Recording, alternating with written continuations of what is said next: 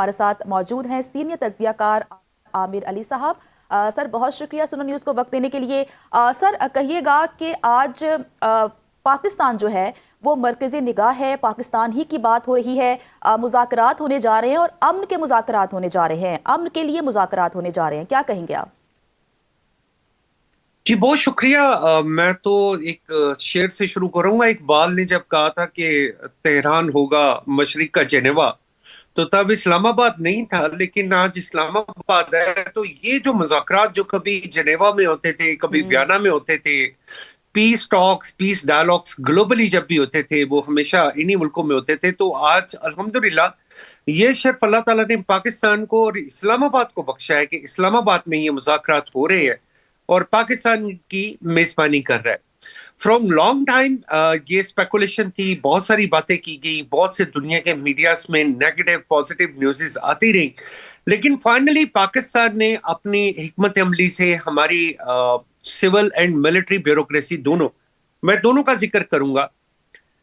شہباز شریف صاحب نے ڈپلومیٹیکلی he played very well, بلکہ شہباز صاحب نے تو پاکستان کی پرواز کو بہت بلند کر دیا۔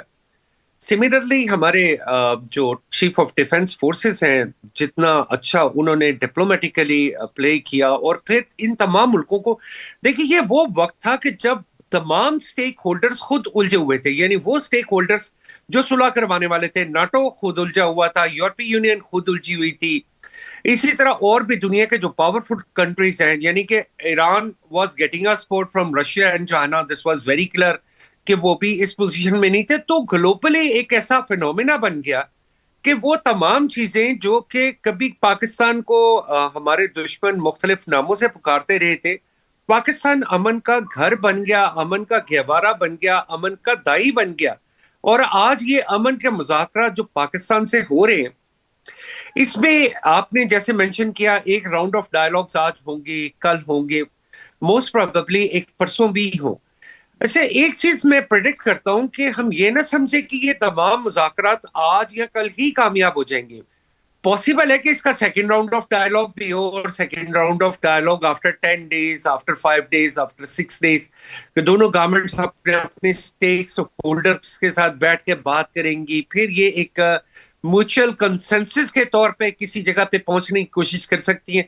تو میں یہ سمجھتا ہوں کہ یہ ایک ایسا نہیں ہے کہ یہ سارا رزلٹ ہم ایک ہی دن میں حاصل کر لیں گے یا 1.5 دن میں حاصل کر لیں گے، but we are heading towards that, جہاں پہ پاکستان کو نیکنامی بھی ملے گی، کامیابی بھی ملے گی۔ And after second world war this is the biggest destruction.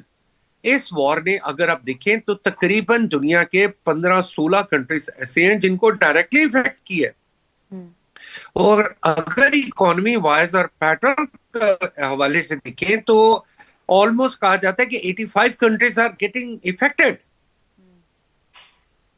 Hello جی سر، آپ کی آواز آ رہی ہے، کنٹینیو کیجئے۔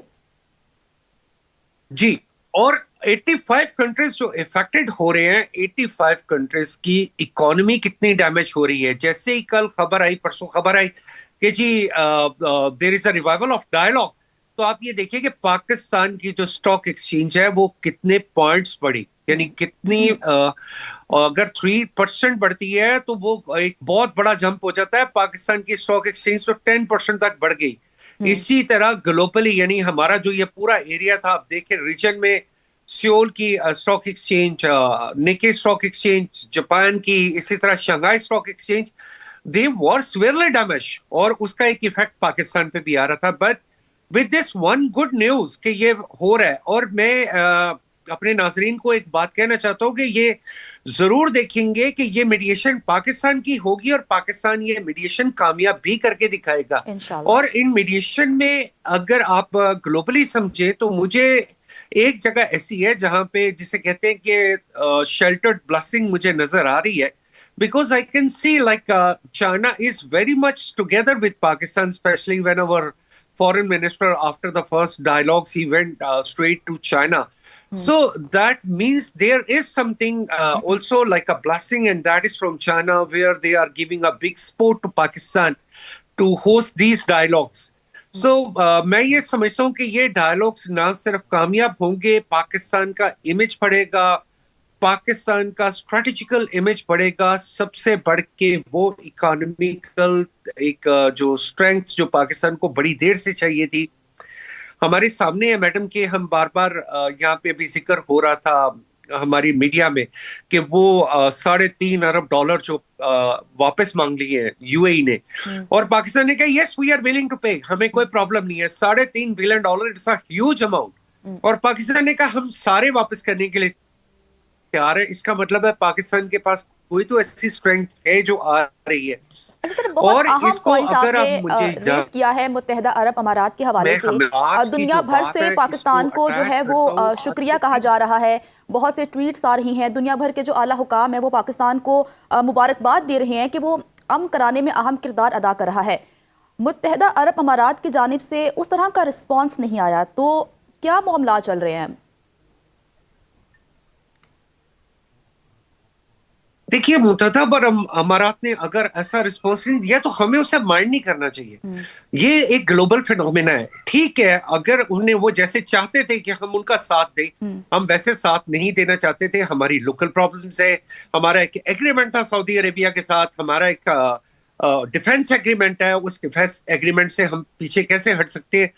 यूएई की अपनी इंटरनल प्रॉब्लम है। वो ही if he is a friend with Israel तो दैट इज वो हम उसे तो नहीं कंट्रोल करते। हम तो नहीं कहते कि आप इसराइल के साथ दोस्ती क्यों कर रहे हैं। तो इसी तरह पाकिस्तान अपनी फॉरेन पॉलिसी में बड़ा इंडिपेंडेंट है। लेकिन मेरी बात याद रखिएगा, ये जैसे ही वॉर खत्म होगी, वॉर खत्म होने की तरफ जाएगी, रिहेबिलिटेशन इंफ्रास्ट्रक्चर दोबारा बनना शुरू होगा इन्हीं मुल्कों में। यानी यही यूएई होगा, यही पाकिस्तान होगा, यही यूएई पाकिस्तान के लिए ना सिर्फ इकोनॉमिकल एक एक्टिविटी का हब होगा, और इसके साथ साथ स्ट्रेटेजिकली भी। और इसके साथ मैं एक बात कहता हूं कि वो ममालिक, आप नाम भी ले लेते हैं नहीं भी लेते, लेकिन वो ममालिक जिन्होंने एक अरसे तक गवादर को एक्टिव नहीं होने दिया, आज एक वक्त आने वाला है कि ये गवादर ही होगा, and the Gwadar will be one place that will play a central role for all this reason. And you know the location of the Gwadar, it is just at the brink of the Abna Hormuz। वहां पे ये खड़ा है, इसका strategical position क्या है, इसकी geopolitical position क्या है।